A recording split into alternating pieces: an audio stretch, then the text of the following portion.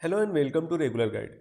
इस वीडियो में हम देखेंगे मैच और इंडेक्स। ये दो फंक्शन हम इस वीडियो में देखने वाले हैं। सबसे पहले हम समझ लेते हैं इन फंक्शन का काम क्या होता है। तो सबसे पहले हम जान लेते हैं मैच फंक्शन का काम क्या होता है। मैच फंक्शन किसी भी डेटा रेंज में किसी भी स्पेसिफिक वैल्यू, कोई टेक्स्ट वैल्यू हो या न्यूमेरिक वैल्यू हो, उसका पोजीशन बताता है। जैसे यदि हम इस रेंज में बात करें, हमें ये जानना है कि अनुज इस रेंज में कौन से पोजीशन पे है, तो इसके लिए हम मैच फंक्शन का यूज करते हैं। या तो न्यूमेरिक डेटा के लिए भी हम यूज कर सकते हैं। हम इस रेंज में हम जानना चाहते हैं यह 24,674 कौन से पोजीशन पे है, तो उसके लिए हम मैच फंक्शन का यूज करते हैं। अब बात करते हैं हम इंडेक्स फंक्शन की। इंडेक्स फंक्शन ठीक इसका उल्टा काम करता है। इंडेक्स फंक्शन ये बताता है कि किसी भी पोजीशन पे कौन सी वैल्यू है। जैसे यदि हमें ये जानना हुआ कि इस पूरे डेटा रेंज में रो नंबर 3 में और कॉलम नंबर 3 में, रो 3 कॉलम 3 में कौन सी वैल्यू है, तो इसके लिए हम इंडेक्स फंक्शन का यूज करते हैं। तो चलिए अब इसको अप्लाई करके देखते हैं। सबसे पहले हम मैच फंक्शन देखेंगे। जैसे यहाँ पे हमने लिखा हुआ है, ये हमारा लुकअप वैल्यू है। हमने आपको पिछले वीडियो में ही बताया था कि लुकअप फंक्शन यूज करते हैं, मैच इंडेक्स फंक्शन यूज करते हैं, तो हमें एक लुकअप वैल्यू चाहिए होता है। ये सारे हमारे लुकअप फंक्शन होते हैं। तो यहाँ पे हमारा लुकअप वैल्यू है। हम लुकअप वैल्यू चेंज भी कर सकते हैं, आगे देखेंगे। और यहाँ पे हमें इस रेंज में इसका पोजीशन जानना है। यदि हम मैनुअली सर्च करें तो भुवन का पोजीशन है 1 2 थर्ड रो में है। तो चलिए मैच फंक्शन का यूज करके कैसे हम इसको फाइंड करेंगे। हम यहाँ पे लिखेंगे इक्वल मैच ब्रैकेट। ब्रैकेट के अंदर लुकअप वैल्यू हम सेलेक्ट कर लेते हैं, कॉमा। कॉमा के बाद लुकअप अरे, यह जो वैल्यू हम सर्च करना चाहते हैं वह कौन से अरे में है। तो हम देख रहे हैं कि इस अरे में है, हम इस अरे को सेलेक्ट कर लेते हैं, कॉमा। अब यहाँ पे less than exact match greater than, तो लेस देन के लिए 1, एग्जैक्ट मैच के लिए 0 और ग्रेटर देन के लिए -1 का यूज करते हैं। बट हमें बेसिकली चाहिए क्या होता है, हमेशा एग्जैक्ट मैच ही चाहिए होता है। तो हम एग्जैक्ट मैच के लिए यहाँ पे 0 लिखेंगे। या तो हम टेक्स्ट के लिए टेक्स्ट फाइंड करना चाहते हैं तो हम नहीं भी लिखेंगे तो भी हमारा फंक्शन काम करेगा। हम एंटर कर देते हैं। तो भुवन का पोजीशन है तीसरा, हम देख लेते हैं first second third, third position पे भुवन है। यदि हम यहाँ पे आलोक ले लेते हैं, आलोक ले लेते हैं, तो आप देखो यहाँ पे जो हमारा रिजल्ट आया है ए आया है। अब ए क्यों आया है, जब भी हम थर्ड आर्गूमेंट, जो हमने आपको थर्ड आर्गूमेंट दिखाया यहाँ पे, हम डबल क्लिक करते हैं और यहाँ पे हम कॉमा लगा देते हैं। तो आप देखो थर्ड आर्गूमेंट हमारा क्या है, less than greater than or exact match. Less than के लिए 1, एग्जैक्ट मैच के लिए 0 और ग्रेटर देन के लिए -1 लेते हैं।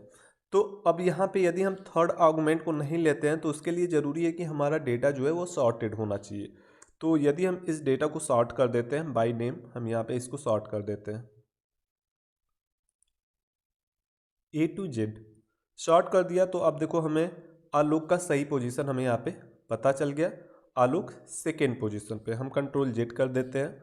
और यदि हम डेटा को सॉर्ट नहीं करते हैं, हमारा डेटा सॉर्टेड नहीं है, तो इसके लिए हमें यहाँ पे थर्ड आर्गूमेंट यूज करना पड़ेगा एग्जैक्ट मैच के लिए। क्योंकि हमें एग्जैक्ट मैच चाहिए तो हम कॉमा देके एग्जैक्ट मैच के लिए 0 ले लेंगे और एंटर कर देंगे। तो अब देखो यहाँ पे जो आलोक का पोजीशन है पांचवा है, हम देख लेते हैं 1 2 3 4 5, फिफ्थ पोजीशन पे आलोक है। अब इसके अलावा हम न्यूमेरिक वैल्यू के लिए भी मैच फंक्शन का यूज कर सकते हैं। जैसे हम यहाँ पे लुकअप वैल्यू में कोई न्यूमेरिक वैल्यू ले लेते हैं 24,674, 24,674। तो यहाँ पे यह हमें एन एरर दे रहा है। एन एरर क्यों दे रहा है, हम देख लेते हैं। 24,674 हमारे डेटा रेंज में है, लेकिन यहाँ पे जो हमने डेटा रेंज सेलेक्ट किया हुआ है वह B3 to B8 है। यह होना क्या चाहिए, A3 to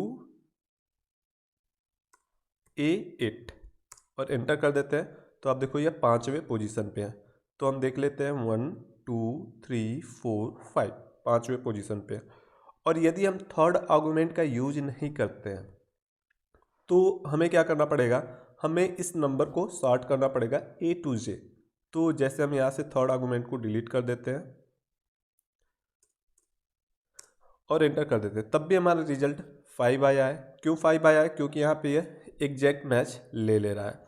तो हम देख लेते हैं हमारा डेटा वैसे भी सॉर्टेड है 3802 18 58 74 706। तो हमारा डेटा जो है ऑलरेडी सॉर्टेड है।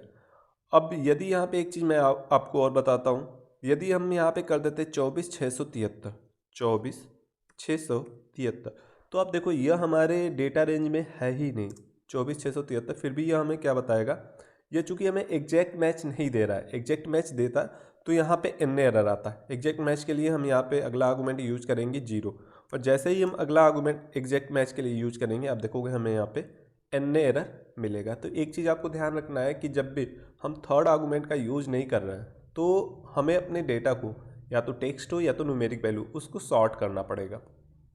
तो ये हमने समझा कि मैच फंक्शन का यूज हम किसी भी न्यूमेरिक वैल्यू या टेक्स्ट वैल्यू का पोजीशन जानने के लिए करते हैं किसी डेटा रेंज में। हम कंट्रोल जेड कर देते हैं। अब हम देखते हैं इंडेक्स फंक्शन। इंडेक्स फंक्शन क्या हमें बताता है, किसी भी स्पेसिफिक लोकेशन पे कौन सी वैल्यू है। 2 डायमेंशन हो सकता है, 1 डायमेंशन हो सकता है। 2 डायमेंशन का मतलब जहाँ पे हम रो एंड कॉलम दोनों ही लेते हैं। 1 डायमेंशन का मतलब जहाँ पे हम केवल रो लेते हैं। तो सबसे पहले हम 1 डायमेंशन देखते हैं, हम कॉलम को नहीं लेंगे। हम यहाँ पे लिखते हैं इक्वल इंडेक्स ब्रैकेट, अरे हम सेलेक्ट कर लेते हैं। तो हम जैसे इस अरे को ले लेते हैं, नेम वाले को कोई भी ले सकते हैं, कॉमा, कॉमा के बाद रो नंबर। अब यहाँ पे हम रो नंबर देंगे, कौन से रो में हमें जानना है, फर्स्ट, सेकेंड, थर्ड, फोर्थ।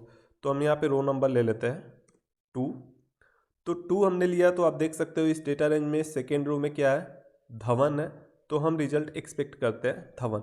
यहाँ पे कॉलम आप देखो ब्रैकेट में दिया हुआ है जो कि ऑप्शनल है। जब हमारे डेटा रेंज में रो एंड कॉलम दोनों ही इंक्लूड हो, मतलब 2 डायमेंशनल डेटा हमारा हो, उसको भी हम देखेंगे।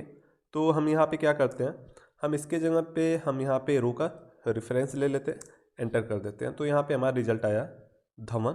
अगर हम यहाँ पे 3 कर देते हैं तो यहाँ हमें मिल गया भुवन। यहाँ पे यदि हम 5 कर देते हैं तो यहाँ पे हमें मिल गया आलोक। हम देख लेते हैं 1 2 3 4 5। तो आपने देखा कि इंडेक्स फंक्शन हमें क्या बता रहा है कि किसी भी डेटा रेंज में किसी स्पेसिफिक पोजीशन पे कौन सी वैल्यू है। तो यह तो हमने 1 डायमेंशनल देखा, केवल रो देखा है। यदि हमारे डेटा रेंज में रो एंड कॉलम, यदि हम पूरे डेटा रेंज में को सेलेक्ट कर लेते हैं और इसमें जानना चाहते हैं किसी स्पेसिफिक पोजीशन पे कौन सी वैल्यू है, तो उसके लिए हमें रो एंड कॉलम दोनों ही देना पड़ेगा। तो चलिए हम वो भी देख लेते हैं। हम यहाँ पे लिखते हैं इक्वल इंडेक्स ब्रैकेट, रो हम ले लेते हैं 5, कॉमा, और कॉलम ले लेते हैं 3। तो अब आप देखो यहाँ पे हमें पहले लेना होगा डेटा रेंज। तो डेटा रेंज हम सेलेक्ट कर लेते हैं, यह हमारा डेटा रेंज होगा,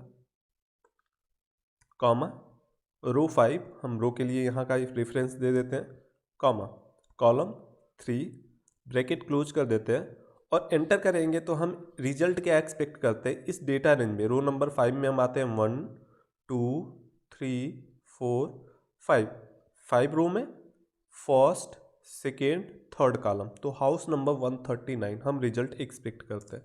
एंटर किया, हाउस नंबर 139। यदि हम रो 5 कॉलम 4 में जानना चाहते हैं क्या है, तो हमने यहाँ पे कॉलम को चेंज कर दिया यमुना बैंक। तो हम देख लेते हैं यहाँ पे क्या है, यमुना बैंक है।